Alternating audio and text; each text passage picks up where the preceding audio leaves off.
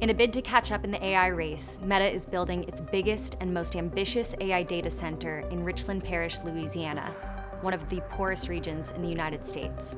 It's a $10 billion bet on Northeast Louisiana. This is going to be a 7.5 gigawatt data center fueled by 10 newly constructed natural gas plants. To put that in perspective, 7.5 gigawatts looks like the consumption of New York City on a winter day. But look at that, that's the size of Manhattan. So that's superimposed over the island of Manhattan. It's a project so expensive that it's being financed by one of the biggest private capital deals ever assembled.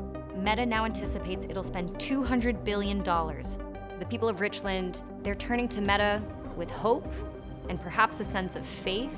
It's going to be generational, it's going to be transformational. Meta was able to clinch a deal that offered it quite a lot of benefits. And the question is, what does the community get in return? Richland Parish is named for that rich land born from the silt of the Mississippi River.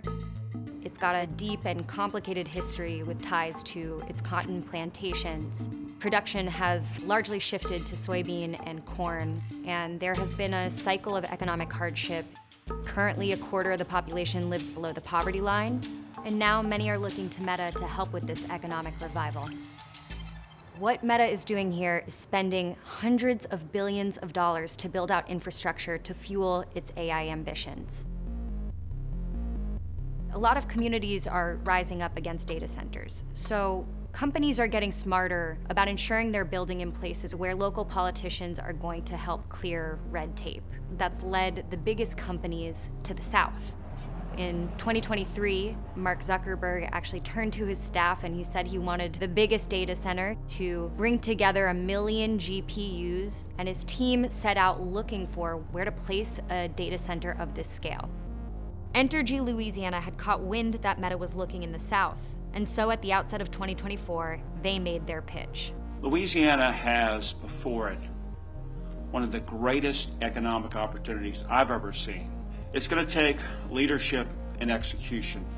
Its CEO, Philip May, said they could provide all the energy that they needed, but more importantly, they could provide connections to getting a data center of this scale achieved at speed.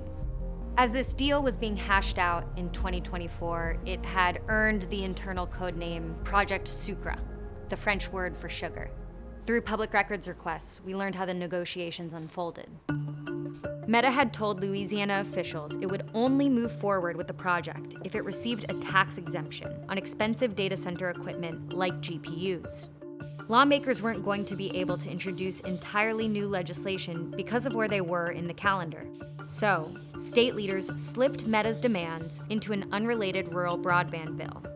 All the other southern states have adopted things like this, and that's why they're seeing these large investments that Louisiana so far has missed out on. Meta promised 300 jobs at 150% the average annual state salary, or about $82,000 a year. And that number would push to 500 jobs a bit later on for Meta to reach the full tax incentive, say about an 80% reduction in property taxes on this broader facility. If Meta missed those targets, the deal wasn't nullified, it just reduced the potential tax incentives, and there was no requirement to hire locally. At the time that Meta began its search, something interesting was already happening with Louisiana politicians.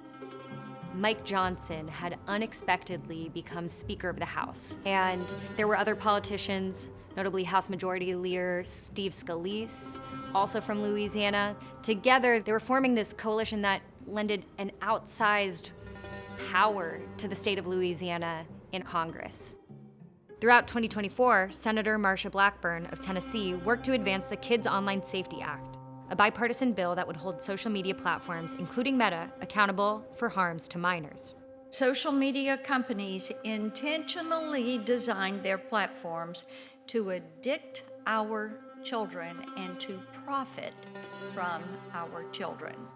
Now, the bill had sailed through the Senate in the summer, and she had hoped it would sail through the House as well. But Representative Johnson raised what he said were concerns about free speech, and that really set Senator Blackburn back. We had a guest a couple of days ago who suggested that one of the reasons you're not taking it up is because Meta, which would be impacted, is going to build a $10 billion facility for AI in northern Louisiana. That's a creative argument. I mean, that's not even in my district, okay? Look, we're glad of the investment in Louisiana, but it has nothing whatsoever to do with this. As of today, the Kids Online Safety Act still has not passed. Mark Zuckerberg didn't just want scale and speed, he wanted financial flexibility. So, Meta also enticed Wall Street giants into a months-long bidding war to finance the construction. The result was a joint venture which left Meta with just a 20% stake in the campus. The rest would be owned by the private capital firm Blue Owl, backed by $27 billion in debt from asset managers, including PIMCO.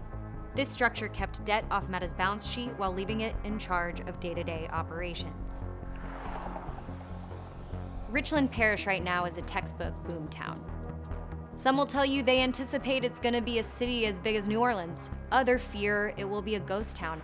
They want to know if those 300 to 500 jobs will be worth the disruption. People are looking at their fields and rethinking, what does it mean for the land and its production to shift from corn and cotton to data? And begging the question, what happens if the promises that have been made to them are broken or don't pan out?